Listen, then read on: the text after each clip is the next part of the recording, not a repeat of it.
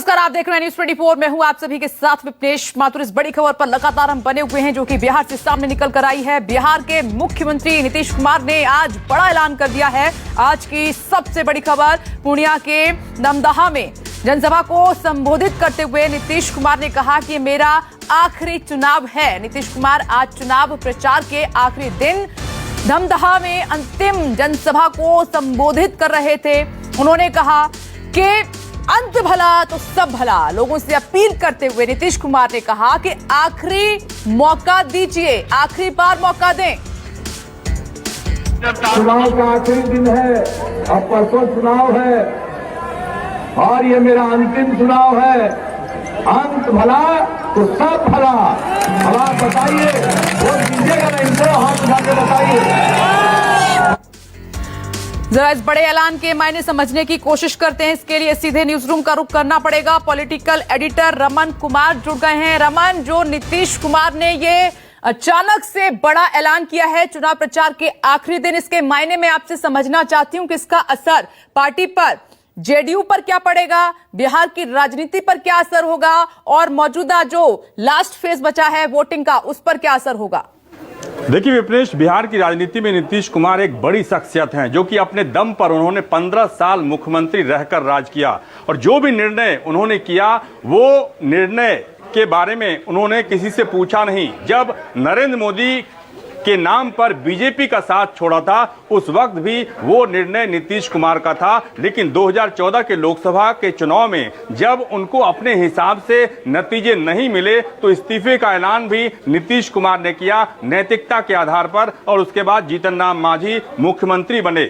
लेकिन आपको ये देखना होगा कि जो बातें नीतीश कुमार ने आज आखिरी जनसभा में कही है और वो जनसभा धमधा जो कि पूर्णिया जिले में पड़ता है, धमधा में लेसी सिंह जेडीयू की उम्मीदवार हैं। लगातार वो लेसी सिंह की तारीफ कर रहे थे और ये कह रहे थे कि पूरे विधायक बनने के दौरान उन्होंने आपके विधानसभा को डेवलप करने की कोशिश की, लेकिन आखिरी दौर में जब वो बोल रहे थे उन्होंने कहा कि ये आखिरी मेरी जनसभा है और ये मेरा आखिरी चुनाव है। अगर इसे राजनीतिक तौर पर विश्लेषित करें, एनालिसिस करें तो आपको ये समझ में आएगा कि अभी 78 विधानसभा की सीट ऐसी है जिसमें अंतिम चरण में यानी कि 7 तारीख को मतदान होना है। क्या नीतीश कुमार ने ये दांव चला है 78 विधानसभा सीटों पर जो मतदाता हैं उनको प्रभावित करने के लिए? क्योंकि इससे पहले आपको याद होगा कि पंजाब के विधानसभा चुनाव में कैप्टन अमरिंदर सिंह हर एक जनसभा में ये कहते थे कि ये मेरा आखिरी चुनाव है और मुख्यमंत्री बनने के बाद अब वो कह रहे हैं कि आगे भी वो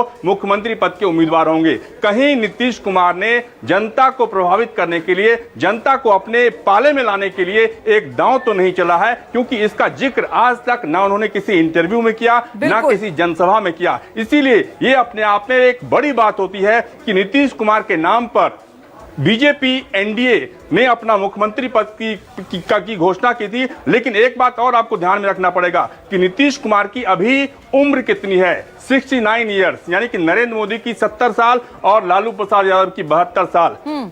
अक्सर देखा जाता है कि 75 साल के बाद नरेंद्र मोदी या बीजेपी के नेता रिटायरमेंट ले लेते हैं या एक्टिव पॉलिटिक्स से अपने आप को अलग कर लेते हैं। क्या ये बात नीतीश कुमार के मन में है कि अगला विधानसभा चुनाव आते आते उनकी उम्र 74 साल हो जाएगी और इसको ध्यान में रखकर अभी उन्होंने कह दिया है कि ये चुनाव उनका आखिरी चुनाव होगा? बिल्कुल रमन, आपने सही कहा कि इस ऐलान के कई मायने निकल रहे हैं, सामने निकल कर आ रहे हैं, क्योंकि 30 साल से बिहार की राजनीति में नीतीश कुमार सक्रिय हैं, बड़े नेता हैं, बड़ा चेहरा हैं, मौजूदा मुख्यमंत्री हैं। मैं आऊंगी रमन आपके पास, लेकिन एक बार अमिताभ ओझा के पास मुझे जाना होगा। अमिताभ, नीतीश कुमार ने बड़ा ऐलान किया है, आखिरी इलेक्शन इसे बताया है, अंत भला तो सब भला, जीत के लिए अपील बिहार की जनता से की है। लेकिन मैं यहां पर सवाल ये उठा रही हूं कि क्या नीतीश कुमार जितना कोई बड़ा कद है, कोई बड़ा चेहरा है, पार्टी का क्या होगा, उनकी जगह कौन लेगा? ये तमाम सवाल इसके साथ खड़े हो जाते हैं। जी बिल्कुल, जब राष्ट्रीय अध्यक्ष के रूप में शरद यादव थे उस वक्त एक चेहरा थे कि शरद राष्ट्रीय अध्यक्ष थे और दूसरी जो कमान थी वो नीतीश कुमार संभाले हुए थे। लेकिन नीतीश कुमार जब राष्ट्रीय अध्यक्ष की कुर्सी संभाली थी और उसके बाद आप देखें तो बिहार में जेडीयू में दूसरे स्तर का जो नेता, जो उनके जो बाद का जो नेता है वो कोई नहीं है, वशिष्ठ नारायण सिंह जो प्रदेश सदस्य वो भी काफ़ी बुजुर्ग हो चुके हैं। और उसके बाद जब कार्यकारी अध्यक्ष अशोक चौधरी को बनाया गया था, जब दलित चेहरे को आगे करने की कोशिश की गई थी, उस समय भी कमान नीतीश कुमार के पास था और अभी यह स्थिति स्पष्ट नहीं है। और जैसा कि रमन ने बताया कि पहले से कहीं कोई चर्चा नहीं थी। जो दूसरे फेज का जो मतदान था 3 अक्टूबर को, उस दिन नीतीश कुमार जब रैली में गए थे उसके बाद वो मधेपुरा चले गए थे, कोसी के उन इलाकों में गए थे जहां पर वो उन्होंने प्रवास किया था और वहीं रह के वो चुनावी सभाओं को संबोधित कर रहे थे, जो आसपास के जो सीमांचल के इलाके हैं, जो कोसी के इलाके हैं। क्योंकि कोसी 2008 में जो बाढ़ आया था उसके बाद नीतीश कुमार ने काफ़ी वहाँ उस इलाके के लिए काम किया था और लोग उनका मानना था कि उन्हें फल मिलता है।